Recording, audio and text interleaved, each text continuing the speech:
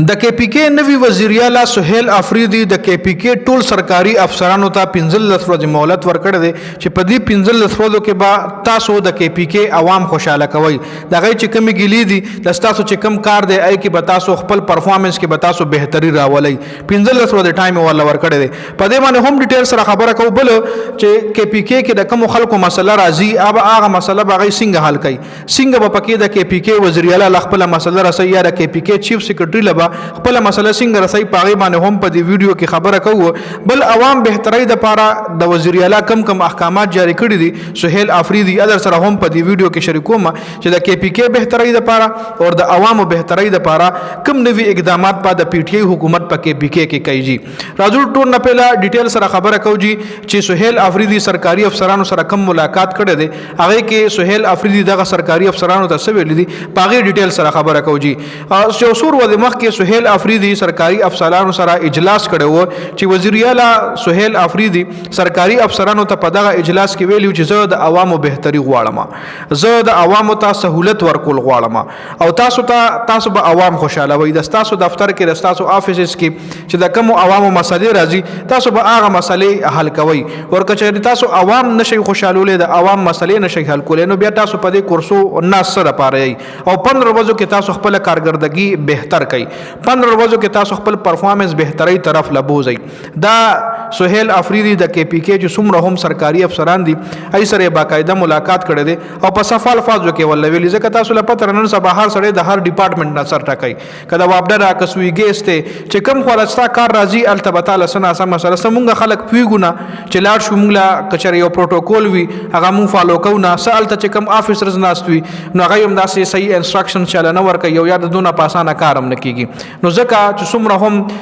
ډپارټمنټس دي نو د هغې افسرانو ته سہیل افریدی ویلي چې تاسو خپل پرفارمنس کې بهتري راولئ بل سہیل افریدی دا هم ویلي چې زه به کې پی کې ډیجیټل کوم مطلب څومره هم مسلې وي زه به کوشش کوم چې هغه عوام آنلاین حل کړي خبل چې کم کې پی کې چیف سیکریټری دی هغه هم د وزیر اعلی سہیل افریدی دی هدایتو نه پس هغه هم ډیر زیات اکټیو شوی دی شهاب شاه دا غنوم دی کې پی کې چیف سیکریټری او دینه علاوه څومره هم تاثیرونه دی هغه ای سی او ډی سی هغه هم ډیر زیات متحرک شوی دی بل مسله تاسو په ټوئیټر باندې تاسو یو مسله راغه او تاسو وایي چې زموږ د مسله د کې پی کې وزیر اعلی ته ورسی یا د کې پی کې چیف سیکریټری لورسی نو تاسو خپل هغه مسله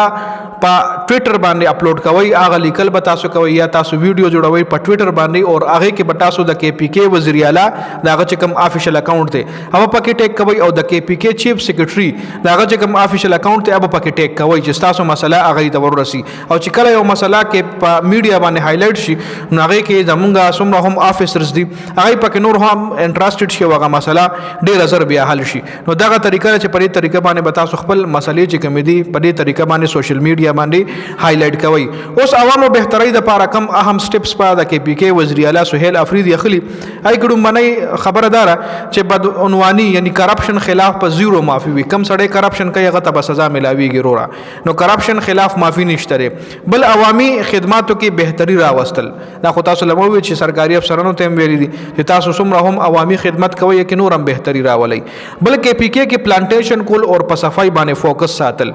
پلانټیشن کول نوی اونې بوټي کول څنګه چې د عمران خان مليون ټری سونامي و اې ډېر هغه فائدہ و خو پاره کې انفارچونټلی هغه رنګ پرفارمنس اونو شو څنګه چې ایکسپیکټډ و خبر اور پسې تجاوزاتو خلاف په هم مهم شروع کیږي چې کم تجاوزات شاګر کړي دي په هغه خلاف هم کې قیمتونه کنټرول کول